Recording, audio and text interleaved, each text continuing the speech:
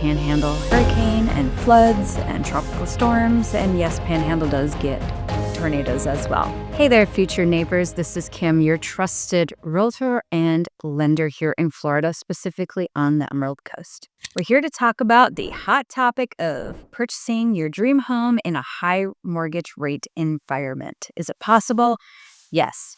So I'm here to give you some tips, but I'm also here to let you know what the market is doing. So the first thing we need to do is break down what the market's doing in the Panhandle. So I'm here to tell you what February 2025 year-to-date looks like, and this is courtesy of Fannie and Freddie.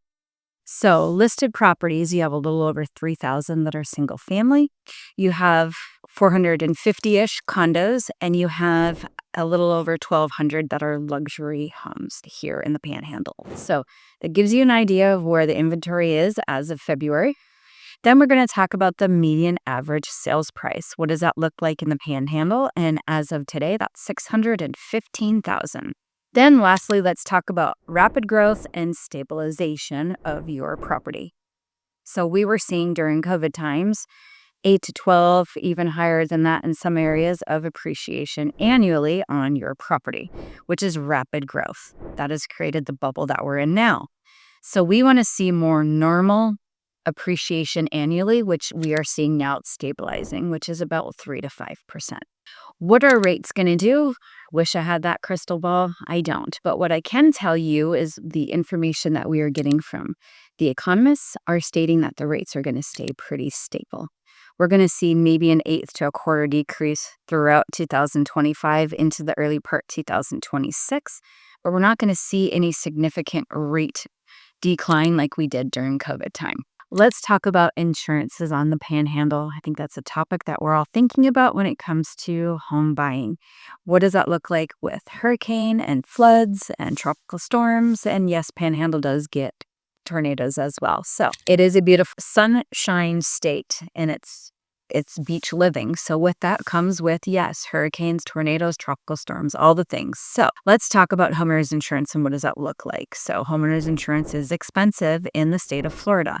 However, if you are purchasing a home that is a little bit further off the water and also newer construction, you'll see that there's more insurance companies available to you to quote you a little bit more of attractive rate. So I do have some great vetted out vendors for homeowners insurance that can help you with and quote and just get you a little bit better idea of what an overall monthly payment would look like for you and what that cost looks like. Second of all, let's talk about flood insurance. So we live about 300 feet from the sound. So we are not in a flood zone, believe it or not. We're 190 feet away from the flood zone plain. So we have decided to get flood insurance just because we are so close to the water.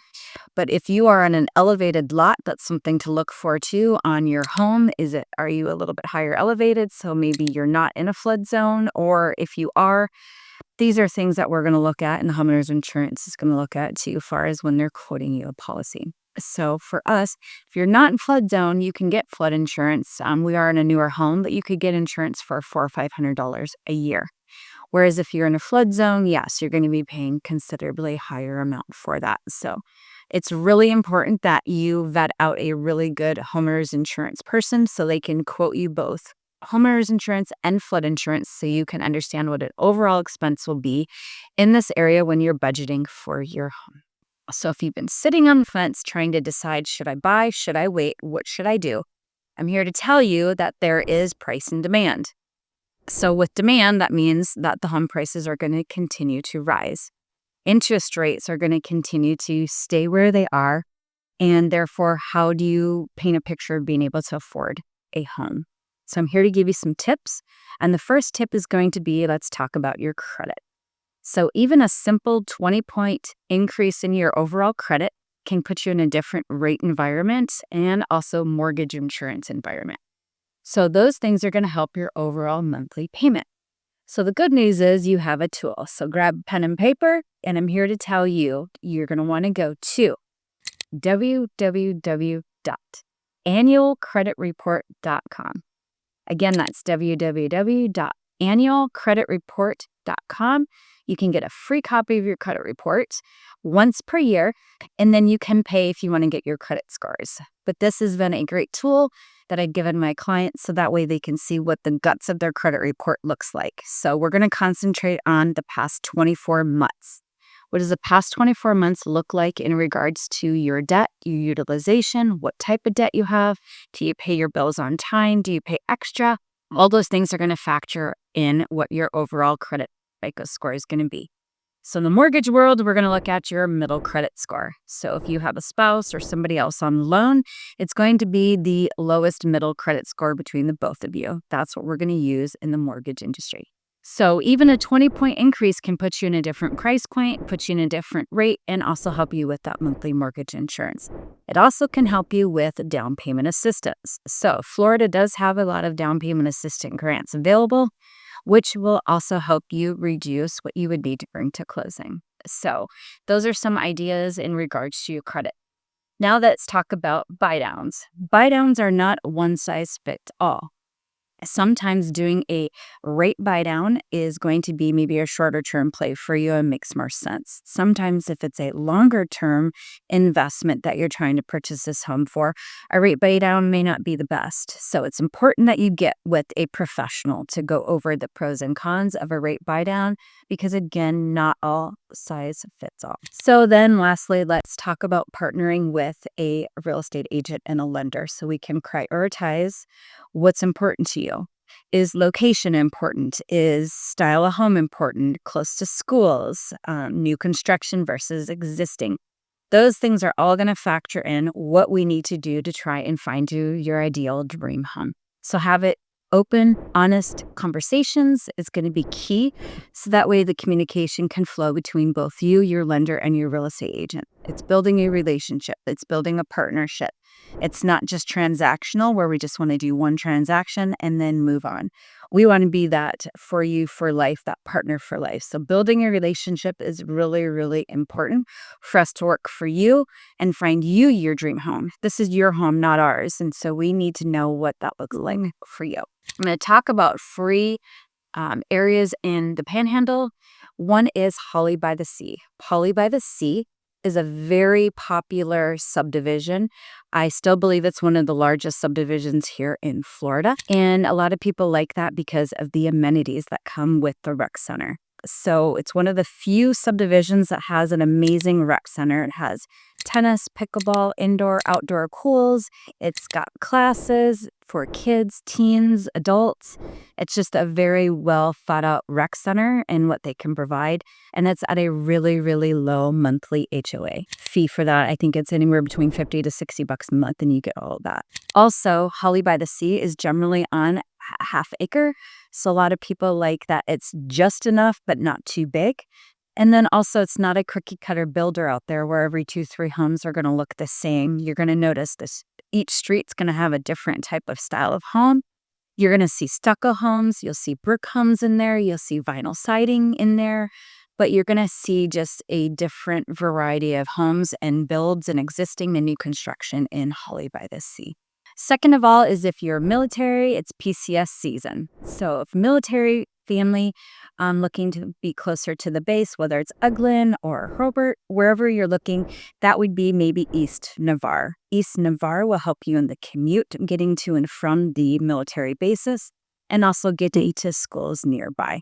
There is shopping and activities along 98. That's going to be the main highway in the Panhandle is 98. It will bring you through the entire Emerald Coast, up one street and down the other. Then lastly, let's tie in Navarre Beach. So coastal living on the beach speaks to you, and that's something that you are looking to do. There's a main bridge off of 98 called Navarre Bridge, and that will bring you straight out to the beach. So there's another way you can access the beach if you want more of a scenic route, which is the Gulf National Seashores.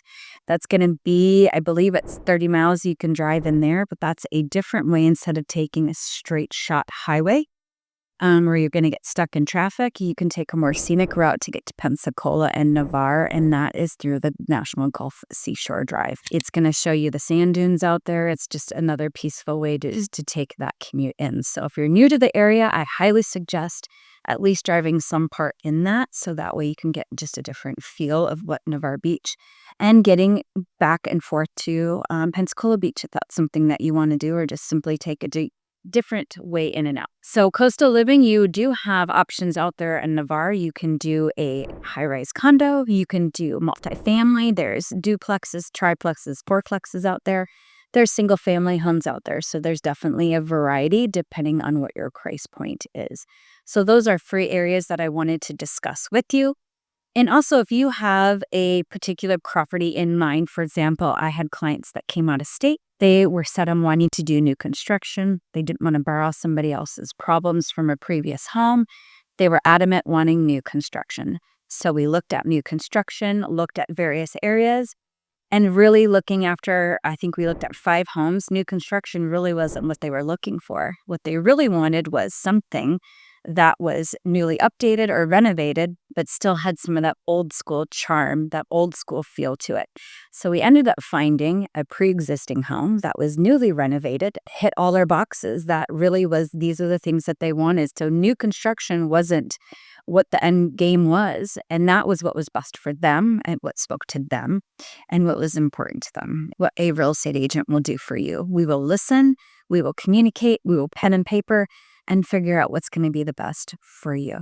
So it's building relationships for life. That is going to be my goal.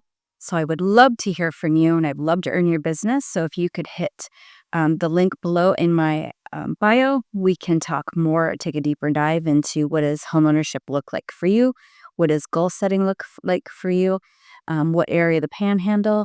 And I definitely have a lot of out-of-state buyers that I work with. So if you're out-of-state, just trying to navigate and figure out where to start, I have a blueprint for you. My husband and I both snowbirded here from Colorado, and now we have made Navarre, Florida, our home. So I've been there. I've done that. I probably had the questions. I probably have had the ideas, the things that you're thinking about, and I can speak on what's worked for us and put a plan in place for you. So stay tuned for more. Kim, thank you.